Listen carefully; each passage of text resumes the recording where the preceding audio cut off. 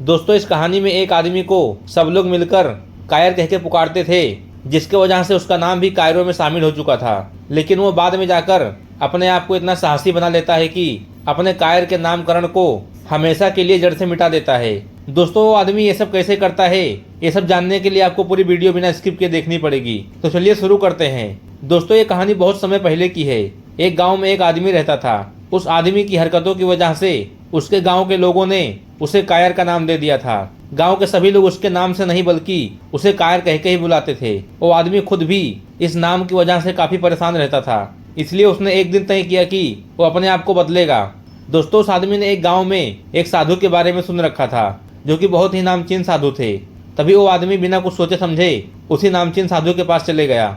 वहां पर जाने के बाद उस आदमी ने साधु को सारी परेशानियां सुनाई और उनसे प्रार्थना किया कि वो उसे बहादुरी सिखाए, जिससे मुझे जो कायर का नाम मिला है वो मिट जाए। साधु ने उसकी सारी बातें सुनी और उससे कहा कि मैं तुम्हारी मदद जरूर करूंगा और तुम्हें बहादुरी और निडरता दोनों सिखाऊंगा।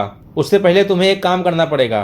तभी वो आदमी खुश हुआ और कहा, महाराज आप जो भी कहेंगे मैं करूंगा, लेकिन मुझे जल्दी से जल्दी इस कायर के नाम से छुटकारा पाना है।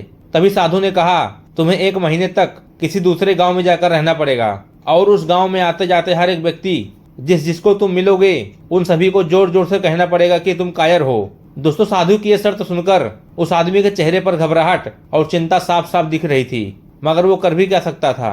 वो आदमी बिना कुछ किए अपने घर वापस चला गया। उस आदमी के कुछ दिन उसी विचार में बीत गए कि मैं यह काम करूं कि ना करूं।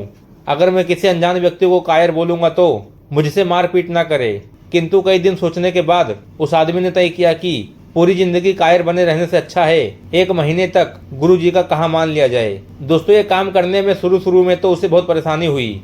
उसके मुंह से कोई शब्द ही नहीं निकलता था और वो थर थर कांपने लगता था। लेकिन जैसे जैसे दिन बीतते गए उसके अंदर की घबराहट खत्म होने लगी और उसकी आवाज भी तेज होने लगी। अब पहले की तरह उसका शरीर भी नहीं कांपता था और वो किसी भी व्यक्ति की आंखों में आंखें डालकर जो कहना है कह सकता था। दोस्तों 1 महीना खत्म होने पर वो आदमी साधु के पास वापस लौटा और उसने कहा, महाराज अब मेरे अंदर की कायरता जा चुकी है। अब मैं किसी से नहीं डरता हूँ और अब मैं कुछ भी कर सकता हूँ। उस आदमी ने महाराज से कहा कि महाराज लेकिन मेरे मन में एक प्रश्न अभी भी है कि ये आपको कैसे लगा कि मैं ऐसा करने से बहादुर बन जाऊंगा। तभी साधु ने उस आदमी को समझाया कि कोई भी व्यक्ति तभी बहादुर बनता है जब वो अपनी समस्याओं को डटकर सामना करता है। जिस काम की वजह से उसे अधिक डर लगता है उसको वही काम डटकर करना चाहिए। जिस तरह से तुम्हें सब लोग कायर कह के पुकारते थे और तुम अपने आप को एक कायर आदमी भी समझने लगे थे, लेकिन अब तुमने अपने इस समस्याओं का डटकर सामना किया और आज तुम खुश हो और यह काम खत्म करने के बाद तुम्हारे अंदर की कायरता भी जा चुकी है।